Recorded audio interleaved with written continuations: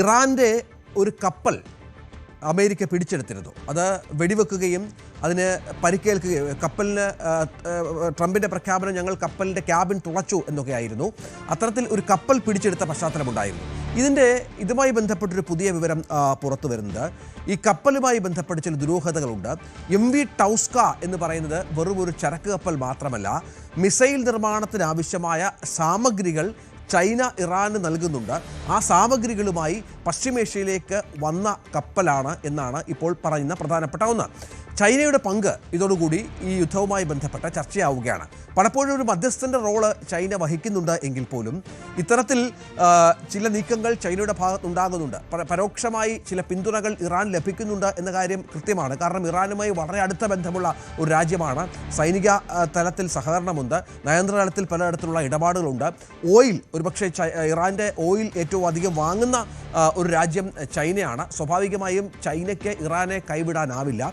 അപ്പോൾ ചൈനീസ് നിർമ്മിത മിസൈലുകളുടെ ഉപയോഗം ഇറാൻ നടത്തുന്നുണ്ട് എന്നും ഗൾഫ് രാജ്യങ്ങളിലടക്കം വീണ ഇറാൻ്റെ മിസൈലുകളിൽ ചൈനയുടെ മുദ്രയുണ്ട് എന്നുമൊക്കെയുള്ള ആക്ഷേപങ്ങൾ ഉയർന്നിരുന്നു. ഇതുമായി ബന്ധപ്പെട്ട് ഇപ്പോൾ അമേരിക്കയുടെ റിപ്പബ്ലിക്കൻ നേതാവ് നിക്കി ഹേലി എക്സിലൂടെ നടത്തിയ വെളിപ്പെടുത്തലിൽ ഒരു നയതന്ത്ര ബോംബായിരുന്നു ഇത്, ചൈന ഇറാനെ പിന്തുണയ്ക്കുന്നു, ഇത് അവഗണിക്കാൻ കഴിയാത്ത യാഥാർത്ഥ്യമാണ് എന്നൊക്കെ വ്യക്തമാക്കുകയാണ്. ഇതിപ്പോൾ നേരത്തെ നമ്മൾ ഇത്തരം MV ടൗസ്കയുമായി ബന്ധപ്പെട്ടാണ്, ഇതൊരു വെറും ചരക്ക് വാഹനമല്ല, മറിച്ച് ലോക സമാധാനം തന്നെ മാറ്റിമറിക്കാൻ പോകുന്ന ഒരു വലിയ നിഗൂഢതയുടെ തെളിവാണ് എന്നാണ് US റിപ്പബ്ലിക്കൻ നേതാവിൻ്റെ ആരോപണം. പക്ഷേ ഔദ്യോഗികമായി അമേരിക്ക ഇതുമായി ബന്ധപ്പെട്ട് പ്രതികരിച്ചിട്ടില്ല എങ്കിൽ പോലും ഇറാൻ ചൈന ബന്ധത്തിന് കൂടുതൽ തെളിവുകൾ പുറത്തു വരുന്നു എന്നുള്ളതാണ് ഏറ്റവും പ്രധാനപ്പെട്ട കാര്യം. ഇതിപ്പോൾ ഔദ്യോഗികമായി പ്രതികരിച്ചിട്ടില്ല ആരും അജയ്, പക്ഷേ അപ്പോഴും നേരത്തെ ഉണ്ടായ ചില ആക്ഷേപങ്ങൾ, ദുരൂഹതകൾ ചൈന പരസ്യമായി സമ്മതിച്ചിട്ടില്ല എങ്കിൽ പോലും കുറച്ചുകൂടി ഇത്തരം കാര്യങ്ങൾക്ക് തെളിവുകൾ അമേരിക്ക കിട്ടുന്നു എന്ന് വേണമെങ്കിൽ കരുതാം.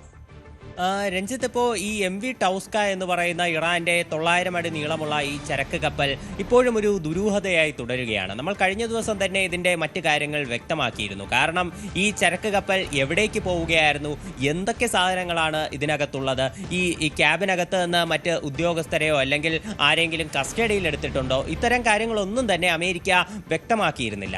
ഇറാനും തങ്ങളുടെ ഭാഗത്ത് നിന്ന് കൃത്യമായിട്ടുള്ള പ്രതികരണം ഈ MV ടൗസ്കയെ പറ്റി നടത്തിയിരുന്നില്ല. അപ്പോൾ മൊത്തത്തിൽ ഒരു പുകമറ ഈ കപ്പലിനെ സംബന്ധിച്ചുണ്ട്. ഇപ്പോൾ ഈ കപ്പൽ എവിടെയാണ്, അതിന് എന്ത് സംബന്ധിച്ചു എന്ന് പോലും കൃത്യമായിട്ടുള്ള റിപ്പോർട്ടുകൾ പുറത്തു വന്നിട്ടില്ല.